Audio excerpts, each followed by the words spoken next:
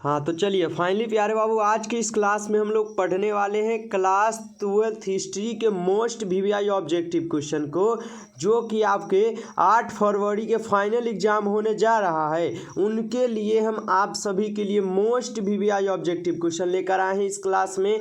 तो आप लोग इस क्लास को शुरू से लास्ट तक देखिएगा, जिससे आपको ये सभी क्वेश्चन अच्छी तरीके से याद हो जाए और आप जो है एग्जाम में अच्छी तरीके से सभी क्वेश्चन को बना पाए। तो चलिए क्लास को स्टार्ट करते हैं। उनसे पहले मैं बता दूं प्यारे बाबू, जो भी प्यारे बाबू अगर बिल्कुल फ्री पीडीएफ के साथ अपनी तैयारी पूरी करना चाहते हैं तो आप चैनल को सब्सक्राइब करके कमेंट में I am new student sir जरूर लिखिएगा। तो चलिए क्लास को स्टार्ट करते हैं। उनसे पहले आप लोग जरूर क्लास को भी लाइक कर दीजिएगा और चैनल पर पहली बार जुड़े हैं तो चैनल को भी सब्सक्राइब कर लीजिएगा। चलिए क्लास को स्टार्ट करते हैं और आज का पहला नंबर प्रश्न पढ़िएगा और चैट सेक्शन में आंसर लगाते चलिएगा। आज का पहला प्रश्न है कि तहकीक-ए-हिंद किसका यात्रा वृत्तांत है। चलिए लगाइएगा आप लोग आंसर की तहकीक-ए-हिंद जो है यह किसका यात्रा वृत्तांत है। तो तहकीक-ए-हिंद जो है ये आपके अलबर्नी जी का है। ऑप्शन बी यहाँ पर आप लोग का सही जवाब है। अगला क्वेश्चन है, दिल्ली से दौलताबाद किस शासक ने राजधानी परिवर्तित की है। बताइए, दिल्ली से दौलताबाद किस शासक ने राजधानी परिवर्तित किया है। तो दिल्ली से दौलताबाद किस शासक ने राजधानी परिवर्तित की, मोहम्मद बिन तुगलक। ऑप्शन सी यहाँ पर सही जवाब हो जाएंगे इस क्वेश्चन का। चलिए अगला क्वेश्चन है, अलबर्नी किसके साथ भारत आया था। लगा दीजिए आप सभी प्यारे बाबू लोग आंसर कि अलबर्नी किसके साथ भारत आया था। तो अलबर्नी किसके साथ भारत आए थे, मोहम्मद गजनी के साथ। ऑप्शन सी यहाँ पर सही जवाब हो जाएंगे। अगला क्वेश्चन है, इब्न बतूता किस देश का निवासी था। बताइएगा आप लोग, इब्न बतूता किस देश का निवासी हो जाएगा। ठीक है, चलिए इब्न बतूता किस देश का निवासी था। तो यह थे आपके मोरक्को के। ऑप्शन बी यहाँ पर सही जवाब हो जाएंगे। अगला क्वेश्चन आप लोग पढ़िएगा कि इब्न बतूता ने अपनी यात्रा का विवरण किस भाषा में लिखा था। चलिए इब्न बतूता ने अपनी यात्रा का विवरण प्यारे बाबू किस भाषा में लिखा था। तो वह कौन से भाषा में लिखे थे, अरबी भाषा में। ऑप्शन यहाँ पर डी आप लोग का सही जवाब हो जाएगा, याद रखिएगा। चलिए अगला क्वेश्चन है, गुप्त काल में कौन चीनी यात्री भारत आया था। बताइएगा आप लोग, गुप्त काल में कौन चीनी यात्री भारत आए थे। तो गुप्त काल में कौन चीनी यात्री भारत आए थे, यह आए थे आपके फहियान। ऑप्शन सी यहाँ पर सही जवाब हो जाएंगे। अगला क्वेश्चन है, वास्को डी गामा कब भारत पहुंचा था।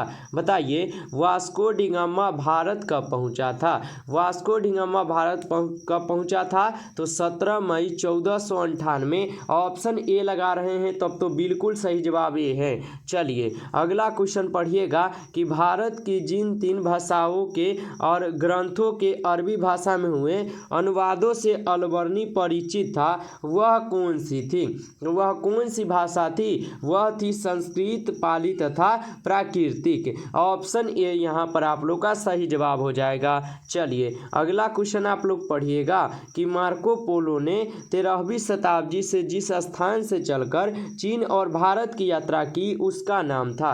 बताइए मार्को पोलो ने 13वीं शताब्दी से जिस स्थान से चलकर चीन और भारत की यात्रा की उसका नाम क्या था। उनका नाम क्या था, तो वेनिस नाम था। ऑप्शन ए लगाइएगा, बिल्कुल सही जवाब होगा।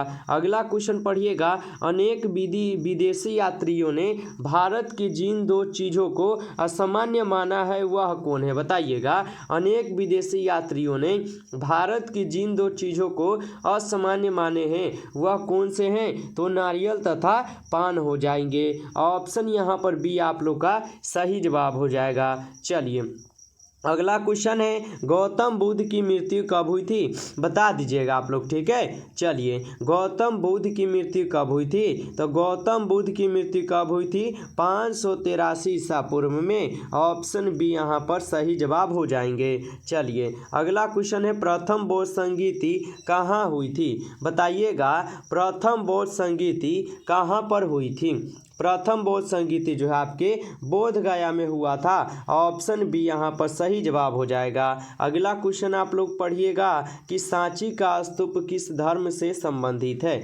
चलिए लगाइए आप लोग आंसर कि सांची का स्तूप किस धर्म से संबंधित हो जाएंगे। ठीक है, तो सांची का स्तूप आपके बौद्ध धर्म से संबंधित है। ऑप्शन ए यहाँ पर सही जवाब हो जाएंगे। चलिए अगला क्वेश्चन है, चौथी बौद्ध परिषद किस शासक के शासनकाल में हुई थी। बताइएगा चौथी बौद्ध परिषद किस शासक के शासनकाल में हुई थी। तो चौथी बौद्ध परिषद जो है यह हुए थे कनिष्क के शासनकाल में। ऑप्शन डी यहाँ पर सही जवाब हो जाएंगे। चलिए अगला क्वेश्चन पढ़िएगा, स्तूप का संबंध किस धर्म से है। बताइए स्तूप का संबंध जो है कौन से धर्म से हो जाएगा। तो स्तूप का संबंध कौन से धर्म से है, बौद्ध धर्म से। ऑप्शन ए यहाँ पर क्या है, सही जवाब है। चलिए अगला क्वेश्चन है, त्रिपिटक साहित्य है। चलिए सभी प्यारे बाबू आप लोग आंसर लगाइए, त्रिपिटक साहित्य है कौन से धर्म का। तो त्रिपिटक जो है यह किसका है, बौद्ध धर्म का। ऑप्शन बी यहाँ पर सही जवाब हो जाएंगे। अगला क्वेश्चन आप लोग पढ़िएगा, महात्मा बुद्ध को ज्ञान की प्राप्ति कहाँ हुई है। बताइएगा आप लोग कि महात्मा बुद्ध को ज्ञान की प्राप्ति कहाँ पर हुई थी। ठीक है, चलिए तो महात्मा बुद्ध को ज्ञान की प्राप्ति कहाँ पर हुआ था। इनको ज्ञान की प्राप्ति जो है बोध गया में हुआ था। ऑप्शन बी यहाँ पर सही जवाब है। ऑप्शन बी यहाँ पर बिल्कुल सही है। अगला पढ़िए क्वेश्चन, अगला क्वेश्चन है, श्वेतांबर और दिगंबर का संबंध किस धर्म से है। बताइए आप सभी प्यारे बाबू कि श्वेतांबर और दिगंबर का संबंध जो है कौन से धर्म से हो जाएंगे। तो श्वेतांबर और दिगंबर का संबंध आपके जैन धर्म से है। ऑप्शन डी यहाँ पर सही जवाब हो जाएंगे।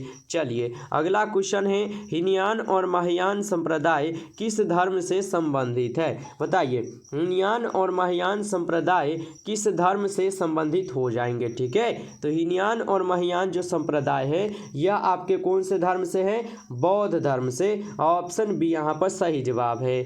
चलिए अगला क्वेश्चन पढ़िएगा, तलवंडी में किस प्रसिद्ध संत का जन्म हुआ था। चलिए लगाइए आप लोग आंसर कि तलवंडी में किस प्रसिद्ध संत का जन्म हुआ था।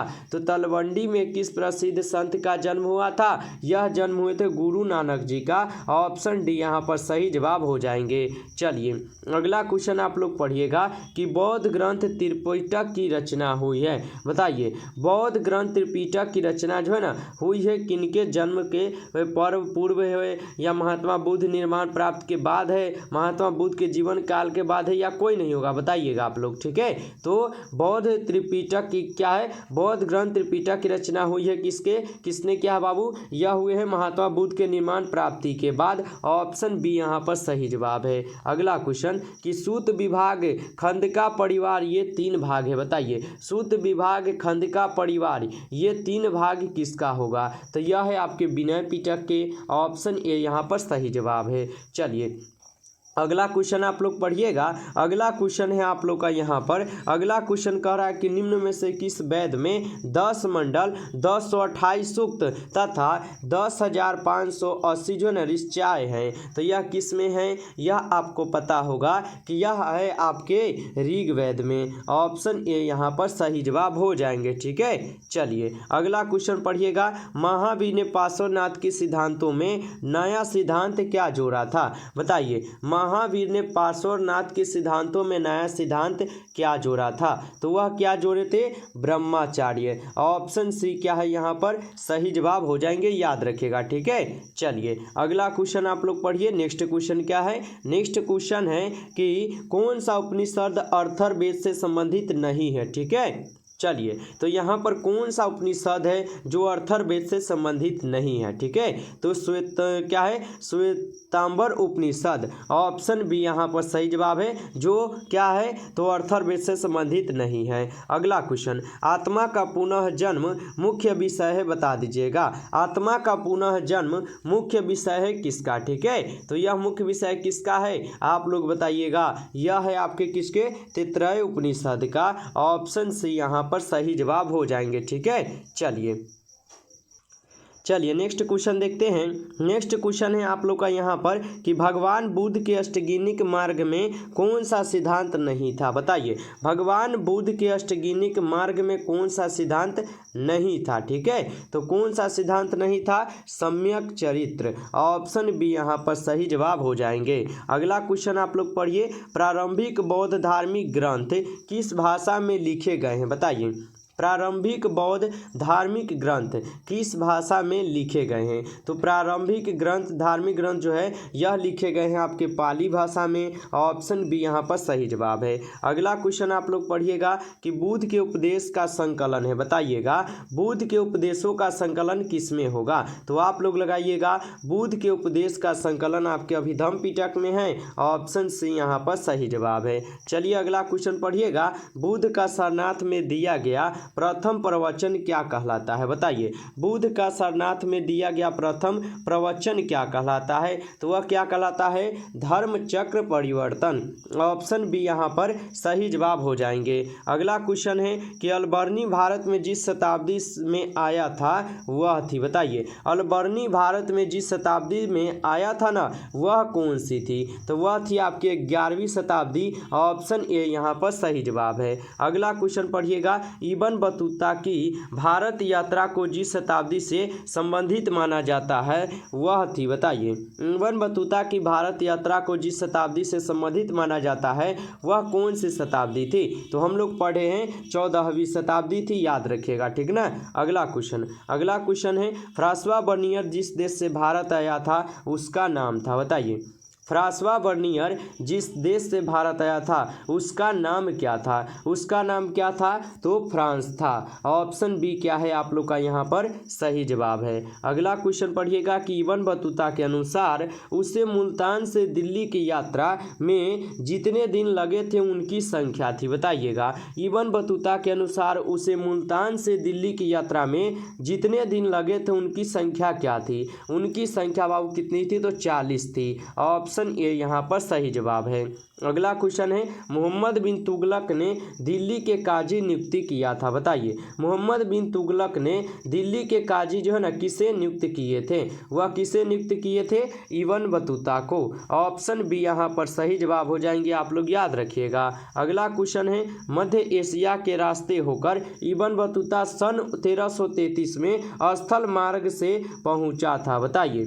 मध्य एशिया के रास्ते होकर इब्न बतूता सन 1333 में स्थल मार्ग से कहाँ पर पहुंचा था। वह पहुंचे हुए थे सिंध में, ऑप्शन ए यहाँ पर सही जवाब है। अगला क्वेश्चन आप लोग पढ़िएगा, मेगास्थनीज कौन था, ठीक है। चलिए आप लोग लगाइए कि मेगास्थनीज कौन था। तो मेगास्थनीज कौन था, राजदूत, ऑप्शन सी यहाँ पर सही जवाब है। चलिए अगला क्वेश्चन पढ़िए कि किताब उर रेहला में किसका यात्रा वृत्तांत मिलता है, बताइए। किताब उर रेहला में किसका यात्रा वृत्तांत जो है ना मिलता है। तो किसका यात्रा वृत्तांत मिलता है, इब्न बतूता का, ऑप्शन सी यहाँ पर सही जवाब हो जाएंगे। चलिए अगला क्वेश्चन है, भारत की डाक व्यवस्था का वर्णन अपने यात्रा वृत्तांत में कौन किया था, बताइए। भारत की डाक व्यवस्था का वर्णन अपने यात्रा वृत्तांत में कौन किए थे। तो वह कौन किए थे, अलबर्नी, ऑप्शन ए यहाँ पर सही जवाब है। चलिए अगला क्वेश्चन है कि मॉन्टेक्यू नामक फ्रांसीसी दार्शनिक ने किस विवरण के आधार पर क्या है, प्रत्यय निरंकुशवाद का सिद्धांत प्रतिपादित किया था। तो यह किए थे बर्नियर के सिद्धांत पर, ऑप्शन ए यहाँ पर सही जवाब है। अगला क्वेश्चन पढ़िएगा, अर्दू रजाक समरकंदी नामक यात्री ने किसके यात्रा वृत्तांतों को पढ़ा और उससे प्रेरणा ली थी। तो वह किसके यात्रा वृत्तांत को पढ़े थे और प्रेरणा लिए थे, वह पढ़े थे इब्न बतूता के, ऑप्शन बी यहाँ पर सही जवाब है। अगला क्वेश्चन है, अपनी आंखों के सामने सती प्रथा यानी सती प्रथा मूर्छित हो गया था।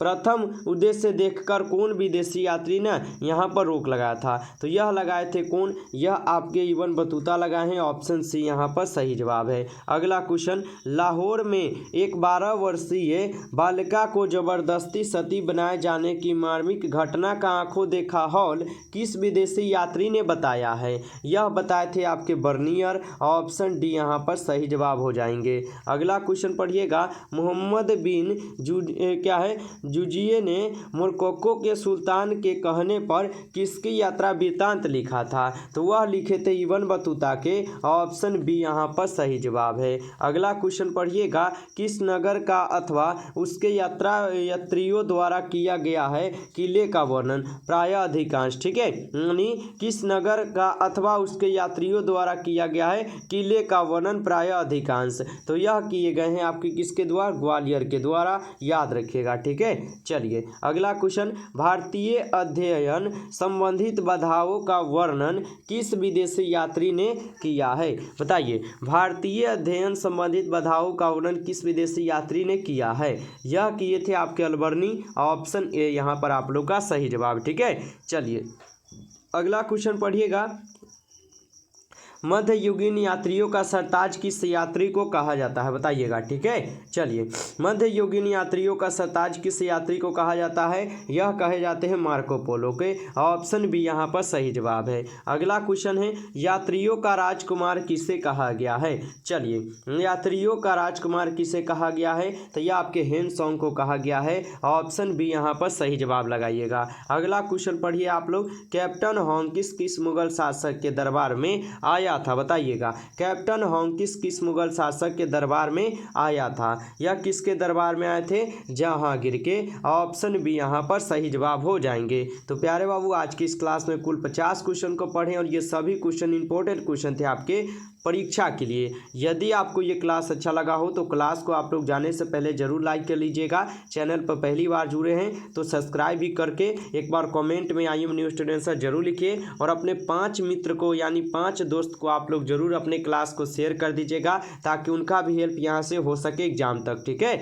चलिए, तो जो भी प्यारे बाबू अभी तक सब्सक्राइब नहीं किए हैं जल्दी से सब्सक्राइब कर लीजिए ताकि आपको जो है ना हमेशा नोटिफिकेशन आपके पास पहुँचता रहे, ठीक है। चलिए, और सब्सक्राइब करके PDF के लिए नंबर पर मैसेज कर लीजिएगा 962 18 834, ठीक है। तो नए जुड़े हैं तो सब्सक्राइब करके आप इस नंबर पर PDF के लिए मैसेज जरूर कर लीजिएगा। चलिए फिर मिलते हैं नेक्स्ट क्लास में, तब तक के लिए आप सभी प्यारे बाबू मन लगाकर पढ़ाई कीजिए। सभी प्यारे बाबू को टेक केयर, अपना ध्यान रखिए और अच्छे से पढ़ाई करते रहिए।